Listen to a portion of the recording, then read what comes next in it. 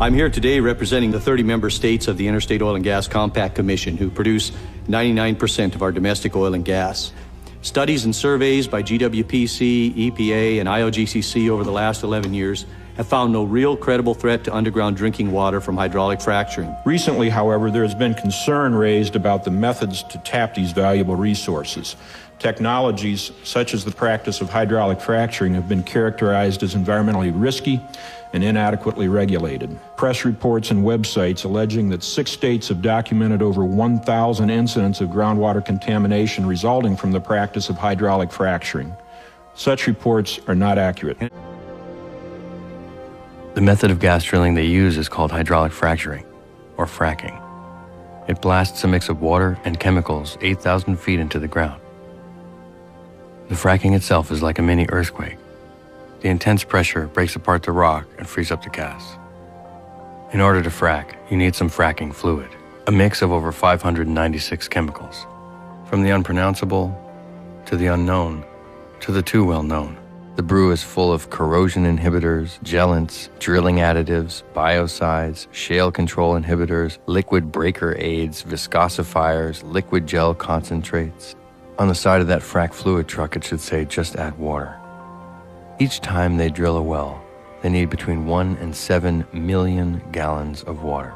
Each time they go back and frack an existing well, they need an additional 1 to 7 million gallons of water. They can frack a well up to 18 times in its life. They started out west, New Mexico, Colorado, Texas, Wyoming, Oklahoma, and in the south, Arkansas, Louisiana, Alabama. 450,000 wells, times 18, times 1 to 7 million gallons, is something like 40 trillion gallons of water, all of it infused with the 596 chemicals in the fracking fluid. And now they're coming east. They're proposing 50,000 gas wells along a 75-mile stretch of the Delaware River and hundreds of thousands more across New York, Pennsylvania, Ohio, and West Virginia. The story of Dimmock starts with a frantic series of distress calls from Pat Farnelli. If Dimmock had a town square, she'd be standing in the middle shouting for help. Everywhere there's a gap in the trees, there's a well. There's like 10. Sometimes it bubbles and hisses when it comes out. So I highly recommend that you do. You want to drink it? I won't drink it. When Cabot and them came in to get the water and they were telling me it was okay to drink, I said, well, here, go ahead and drink it. And they wouldn't drink it. There were days when 4 kids were out of school sick.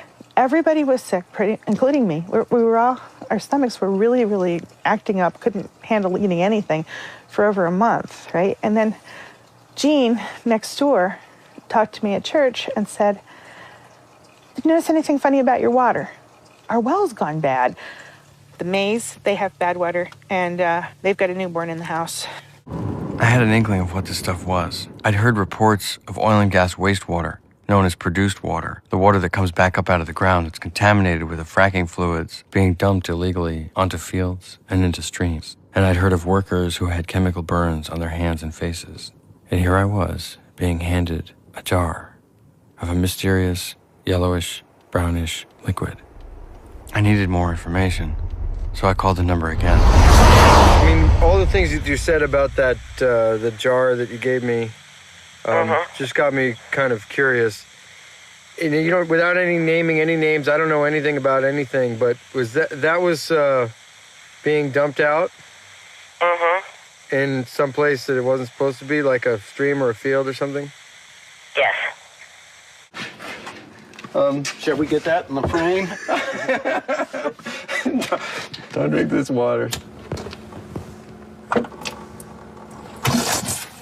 Jesus Christ.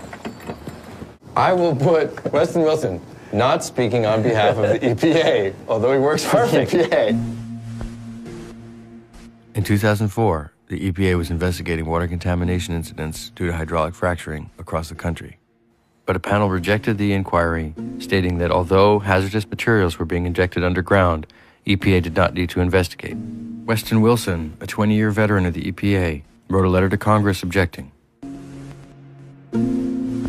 He also noted that on the peer review panel that authored the report, 5 of 7 members appeared to have conflicts of interest and would benefit from the EPA's decision not to conduct a further investigation. They came out with patently ridiculous conclusion. They had showed it was toxic and then said it wasn't a risk. It made no sense, and only in an Orwellian world would you accept that. I'd seen a map that showed you actually what the river systems in the United States really looked like. They weren't these skinny lines like veins, but something much more comprehensive.